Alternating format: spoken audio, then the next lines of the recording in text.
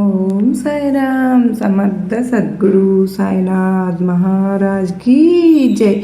మన సాయి బిడ్డలందరికీ నమస్కారం అండి. అందరూ ఎలా ఉన్నారు?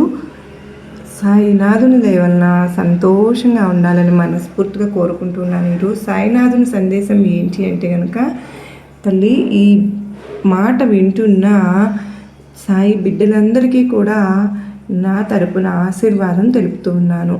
నీ జీవితంలో నువ్వు ఎంతో ప్రేమించేటటువంటి ఆ వ్యక్తి, నువ్వు ఎంతో ఇష్టపడినటువంటి బంధం, దూరమైపోయిన అనుబంధం, నీ మనసు రాత్రుళ్ళు ఏడుస్తున్న ఈ సంబంధం రేపటి రోజున నేను నా చేతులతో నేనే నీకు మంచి చేయబోతూ ఉన్నాను. నీ కన్నీళ్లు నేను చూశానమ్మా. నీ మౌన వేదన నాకు తెలుసు. ఈ వీడియో వినిపిస్తుందంటే అది యాదృచ్ఛికం కాదు. ఇది నా పిలుపు, నా సంకేతం, నా అనుగ్రహ సూచన. రేపటి రోజున నీ జీవితంలో ఒక మలుపు తిరిగే రోజును కూడా చెప్పుకోవాలి. నువ్వు కోరుకున్నటువంటి ఏదైతే గనక ఆ బంధం అనేది నీ వైపు అడుగులు వేయబడుతున్నారు. నువ్వు ప్రార్థించిన పేరు నీ జీవితంలో మళ్ళీ వినిపించబోతోంది. నువ్వు కోరుకున్నటువంటి సంబంధం నీకు దగ్గర కాబోతోంది. ఈ సందేశాన్ని మధ్యలో ఆపవద్దు, చివరి వరకు తప్పకుండా విను. ఎందుకంటే చివరిలో నేనే మీకు ఒక చిన్న పరిహారం అనేది చెప్తాను. ఆ పరిహారం చేస్తే ఈ బంధం దగ్గర కావడానికి అడ్డుగా ఉన్నటువంటి శక్తులు పూర్తిగా తొలగిపోతాయి. ఇది కేవలం మాట కాదు, ఇది నీ బాబా నీకు ఇచ్చే హామీ. ఇది నీ బాబా నీకు ఇచ్చే ఆశీర్వాదం. ఇది బాబా ఇచ్చే వాక్యం అని విను. చివరి వరకు విన్న భక్తురాలకి కానీ భక్తుడికి కానీ సాయి బిడ్డలకు, ఎందుకంటే నీ జీవితంలో మార్పు అక్కడే ఉంది. నీ అనుబంధానికి సమాధానం అక్కడే ఉంది. నీ ప్రార్థనలకు ఫలితం అక్కడే ఉంది. ఈ వీడియో చివరి వరకు వినండి. మీకోసం ఈ సందేశం, మీకోసమే ఈ పరిహారం, మీకోసమే ఈ అనుగ్రహం అని సాయినాథుడు మనకి ఈరోజు ఒక చక్కటి సందేశం ద్వారా మన ముందుకైతే వచ్చారండి. మరి సాయినాథుడు మనకు ఎటువంటి సందేశాన్ని తెలియపరచబోతూ ఉన్నారు అనేది మనం సాయినాథుని మాటల్లోనే తెలుసుకుందామా? ఈ వీడియో కనుక మీకు నచ్చినట్లయితే తప్పకుండా లైక్ చేయడం మాత్రం మర్చిపోవద్దండి. మీరు ఇచ్చే లైక్ అనేది నాకు ఎంతో మోటివేషనల్గా ఉంటుంది. ఇంకొన్ని సాయినాథుని సందేశాలు తెలియపరచడానికి ఒక బూస్టప్ లాగా ఉంటుంది.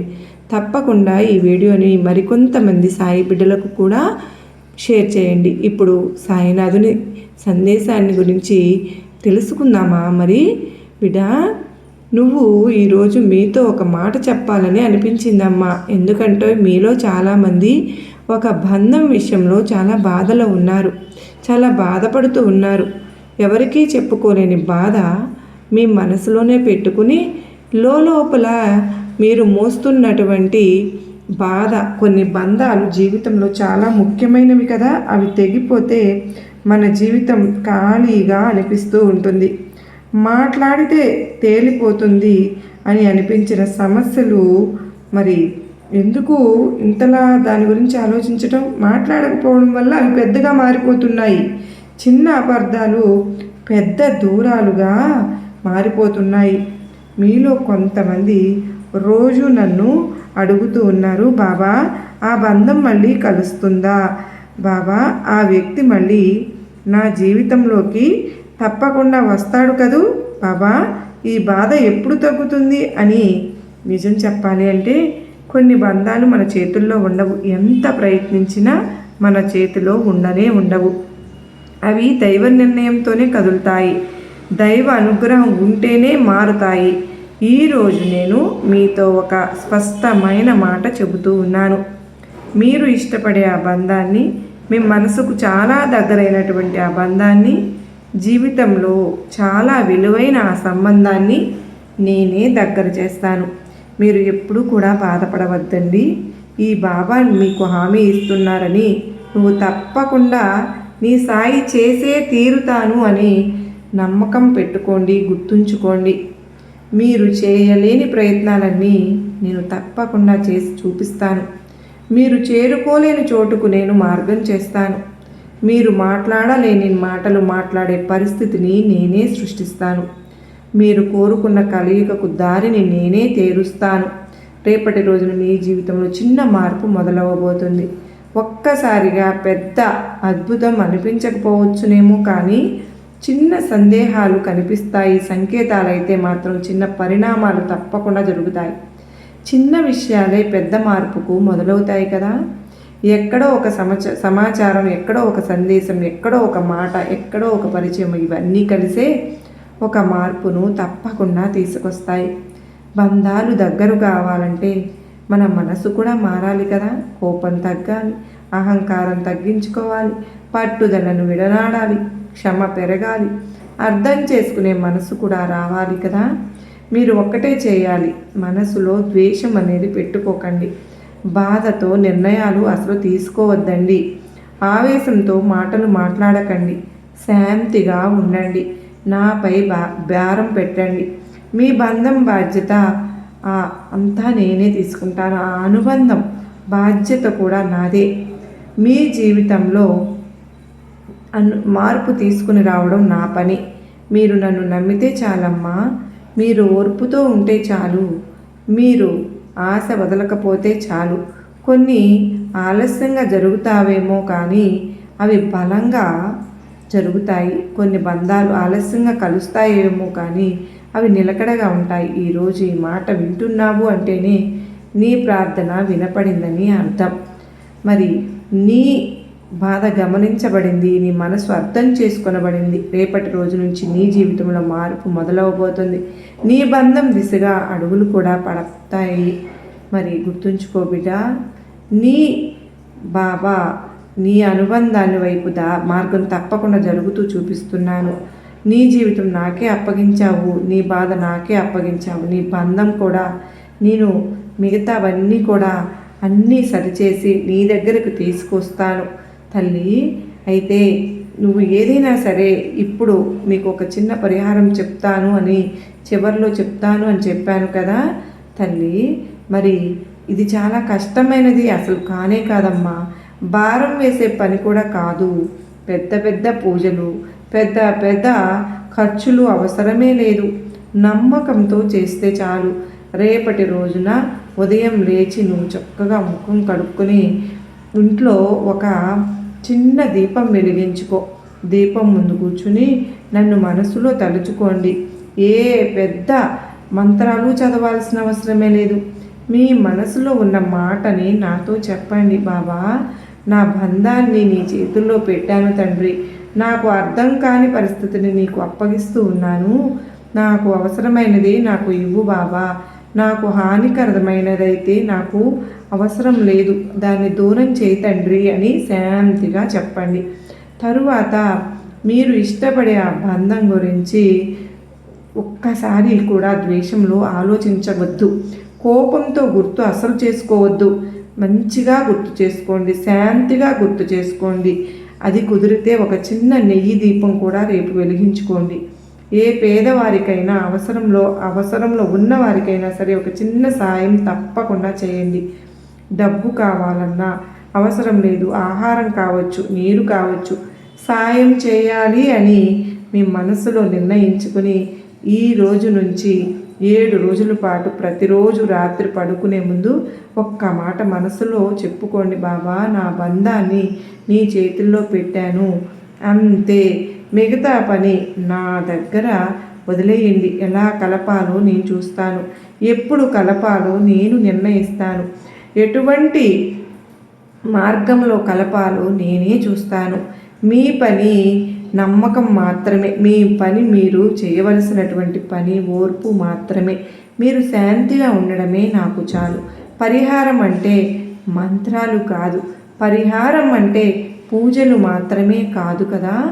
పరిహారం అంటే భారం కాదు, పరిహారం అంటే విశ్వాసం. విశ్వాసం అంటే మార్గం తెరుచుకుంటుంది కదా.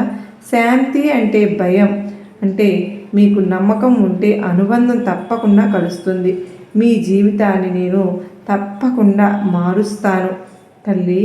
మీరు ధైర్యంగా ఉంటే నాకు అంతే చాలు.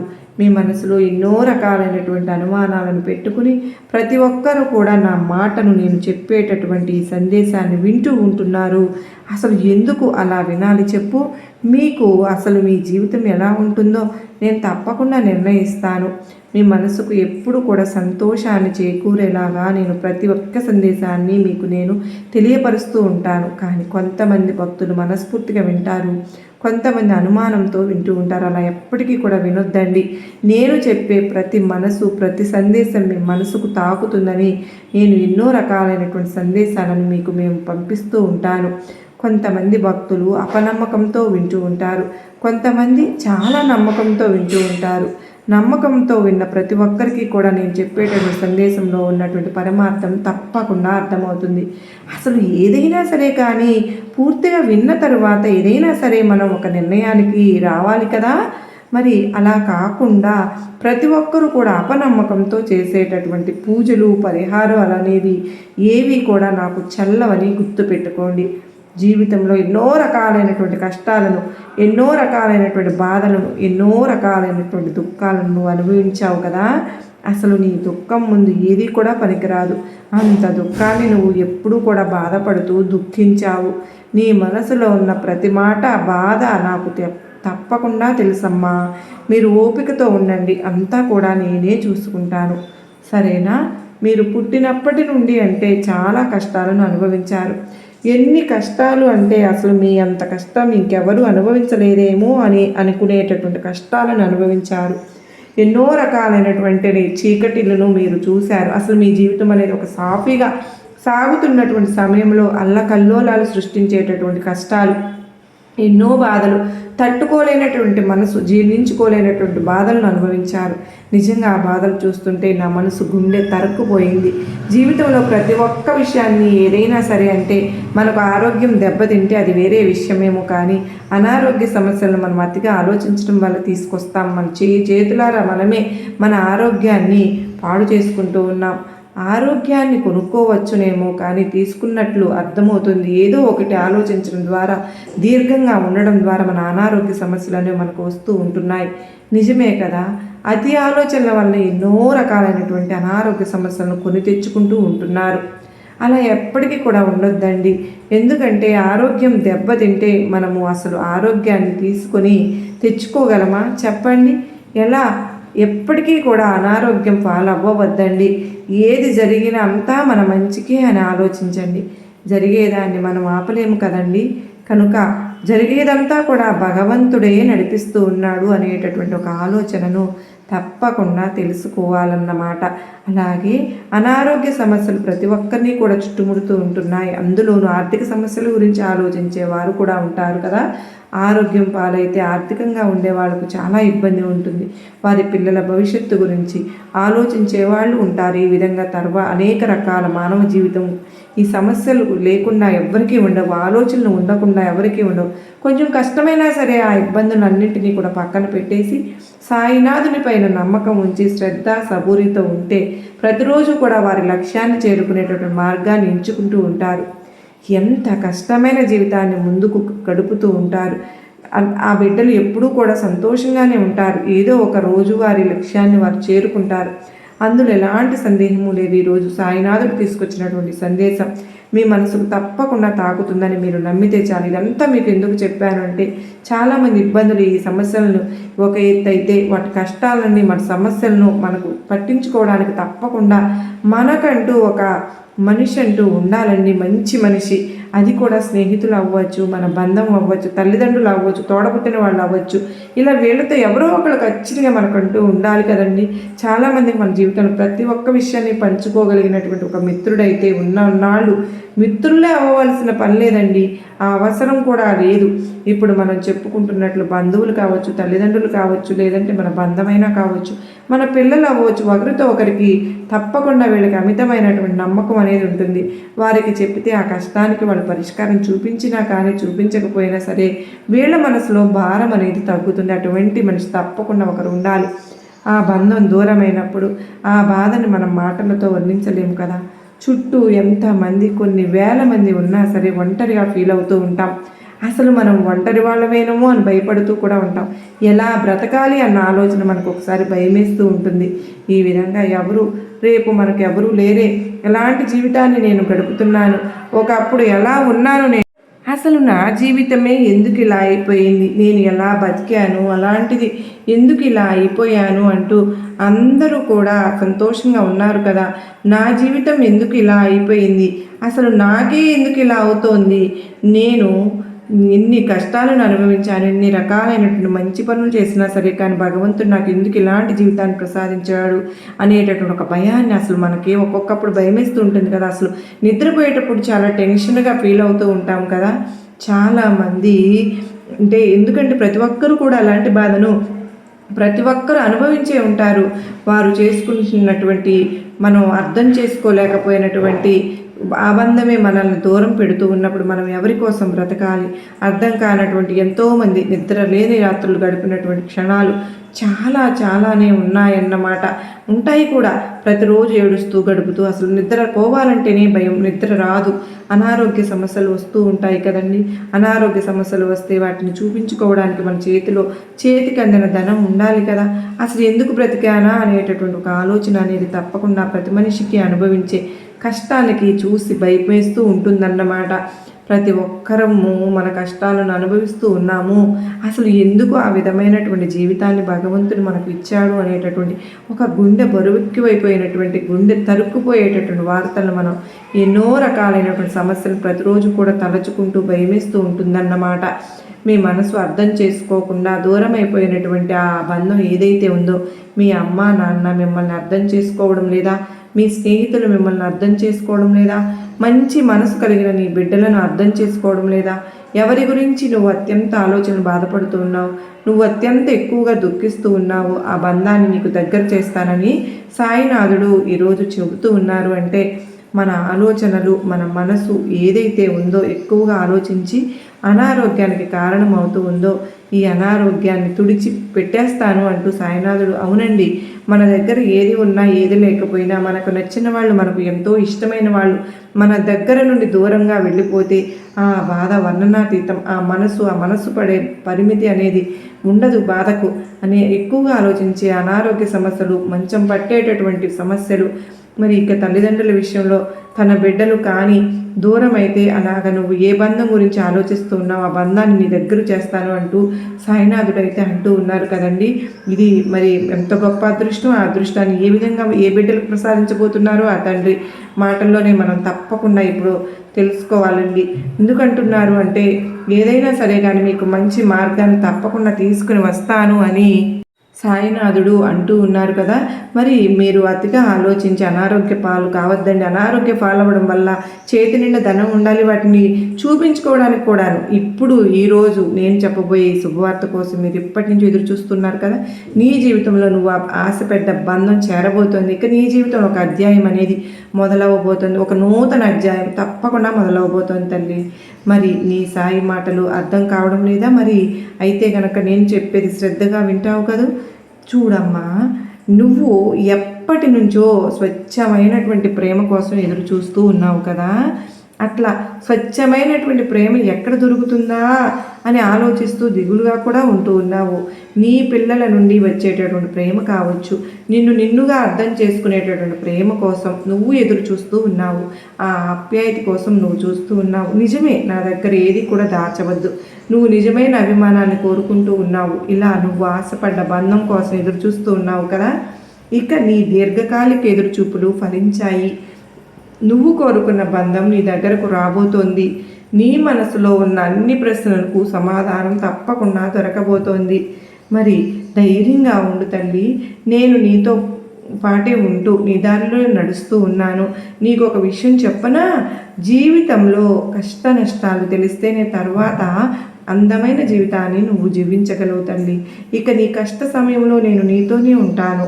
కానీ కొన్ని పనుల్లో నువ్వే సొంతంగా నిర్ణయం తీసుకోవాల్సి ఉంటుంది కూడా. పక్షి ఎలా అయితే తన రెక్కలను నమ్ముకుని ఉంటుందో అలాగే నువ్వు నీ ధైర్యాన్ని నమ్ముకోవాలి. తప్పకుండా గెలుస్తావు. ఒకవేళ నీ పోరాటంలో కింద పడితే ఎవరి కోసమో ఎదురు చూడకు. నీ అంతట నువ్వే లేవాలి.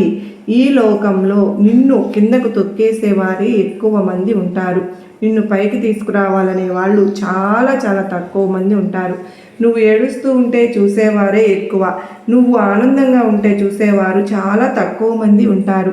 నువ్వు ఎదుగుతూ ఉంటే చూసేవారు తక్కువగా ఉన్నారు కనుకనే నువ్వు కింద పడిపోతుంటే చూసే జనం చాలా నవ్వుతూ ఆనందపడే ఉండేవారే ఎక్కువగా ఈ సమాజాన్ని అర్థం చేసుకోవడానికి ప్రయత్నం చేయి తల్లి. కనుక నువ్వు ఎవరిని నమ్మవద్దు, ఎవరిపైనా సరే ఆధారపడవద్దు, ఎవరి సాయం కోసం నువ్వు ఎదురు చూడనే వద్దు. నీకు నువ్వుగా ప్రయత్నించి పైకి లేచి నీ జీవితం నీ చేతుల్లోనే ఉంటుంది. మరి నా జీవితం ఎప్పుడు మారుతుందో అని ఆలోచిస్తూ ఉన్నావు కదా, దిగులు అనేది అసలు పడనే వద్దు. తప్పకుండా నీ జీవితంలో వీలైనంత త్వరలోనే ఒక మార్పు తప్పకుండా రాబోతోంది. బిడ్డ, ఈ బాబాపై పూర్తి నమ్మకాన్ని తప్పకుండా పెట్టుకుంటావు కదూ.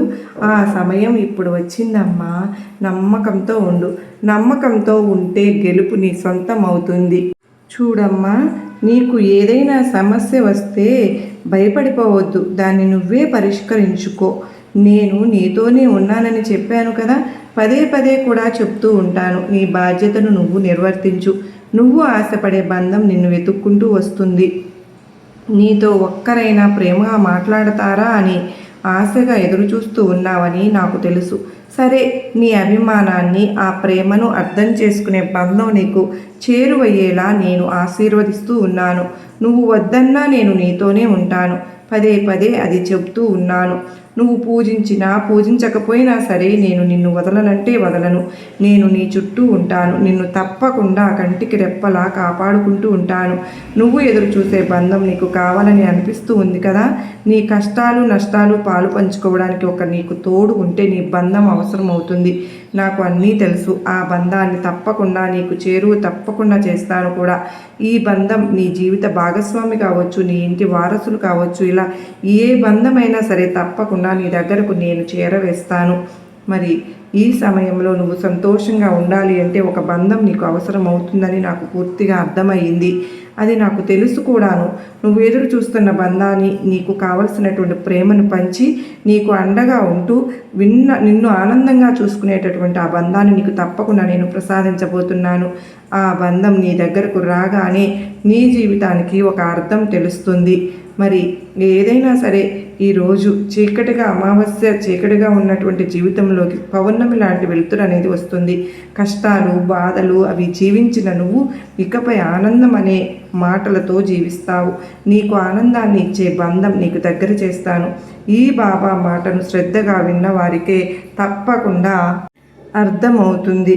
ఇది నీ బాబా నీకు ఇస్తున్నటువంటి ఆశీర్వాదం. నీకు నా ఆశీర్వాదములు ఇస్తున్నాను బిడ్డ అంటూ ఈరోజు మనకు సాయినాథుడు ఈ సందేశం ద్వారా తెలియపరిచారు కదండి. నిజంగా సాయినాథుడు ఇస్తున్నటువంటి సందేశం చాలా అద్భుతంగా ఉంది కదూ.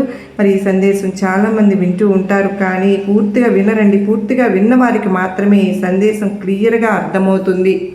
కానీ సగం విని సందేశం బాగాలేదు, అసలు నాకు సెట్ కాలేదని వెళ్ళిపోయేటటువంటి వారికి మాత్రం ఆ వ్యక్తులకు అర్థం కాదండి. అటువంటి బిడ్డలకు అర్థం కాదన్నమాట. భక్తులకు ఈరోజు ఈ చెప్పిన మాటలు మీ హృదయానికి చేరాయి అంటే మరి అది నాకు చాలండి. మీ మనసును కొంచెమైనా శాంతపరిచింది అని అనుకుంటే నాకు అంతకంటే బాబా వారికైతే ఇంకేం కావాలి చెప్పండి.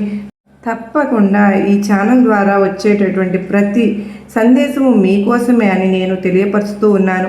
మీ జీవితానికి అంటే వెలుగుగా ఉండేందుకు, మీ మనసుకు బలంగా ఇవ్వడానికి సందేశం మీకు ఉపయోగపడితే వీడియోకి ఒక చిన్న లైక్ అయితే ఇవ్వండి. మరలా మరి ఒక్క సాయినాథుని సందేశంతో కలుసుకుందాం. అంతవరకు అందరికీ నమస్కారం అండి. ఓం సాయిరామ్. సర్వే జనా సుఖినో భవంతు. లోకా సమస్త సుఖినో భవంతు.